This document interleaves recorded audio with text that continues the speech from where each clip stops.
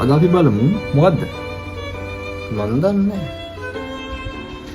දන්නේ කියලා බෑනේ. අද අපි බලමු කස්ටම් පෝට්‍රේට් එකක් හරි කැන්වස් එකක අඳින ආර්ට් එකක අපි කොහොමද කැන්වස් එක හදාගන්නේ කියලා. මුලින්ම කැන්වස් එක අපිට ටෝන් කරගන්න ඕන වෙනවා ගෙසෝ එකක්. මම නම් ගත්ත මේ ඇක්‍රිලික් මීඩියම් ගෙසෝ කියන එකක්. ඊට පස්සේ ස්කේපර් එකක් ඕනේ. ස්කේපර් එකක් හරි පැලට් නයිෆ් එකක් හරි මොකක් හරි කමක් නැහැ. මේක ගා ගන්න පුළුවන් වෙන්න සහ අපිට මේක කරගන්න ඕන එකම පරමාර්ථය තමයි කැන්වස් එකේ තියෙන චූටි සිදුරු. අනේ සිදුරු වහගන්නයි ඕනේ. ඉතින් මේ කැන්වස් එක මම කලින් බාගෙට චිත්‍රයක් ඇඳපු කැන්වස් එකක්.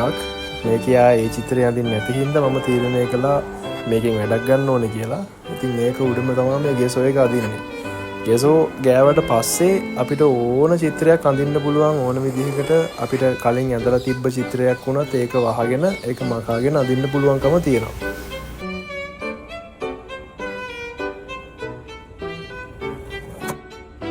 ඕකේ.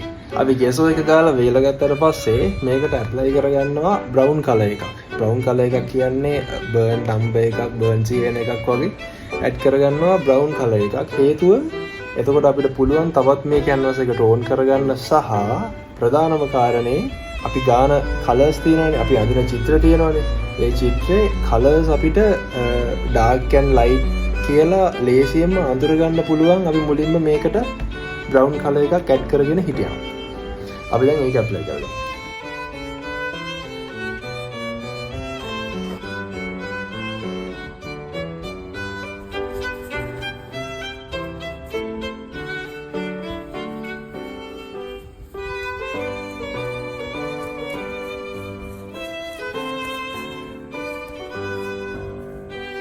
මෙතනදි මම මේ කරන්නේ අපි මුලින්ම බ්‍රෂ් එකක් අරගෙන කලර්ස් ටික දාගත්තට පස්සේ ඒකේ වැඩි කලර්ස් ටික වැඩිපුර වැටලා තියෙන තැන් ටික අඩු තැන් වලට අපි රෙදි කෑල්ලක් අරගෙන පිහිදලා දාන එක.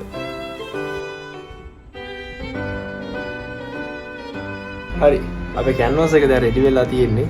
අපි බලමු මේ මෙහෙම තමයි ෆයිනල් ලුක් එක තියෙන්නේ මේකේ. ෆයිනල්ම නෙමෙයි. මේක ටෝන් කරගත්තට පස්සේ බලමු මොන වගේ චිත්‍රයක් මේකේ ඇඳෙයිද කියලා. ෆලෝ කරලා තියාගන්න. හැමෝම පරිස්සමෙන් ඉන්න. හම්බෙන්න.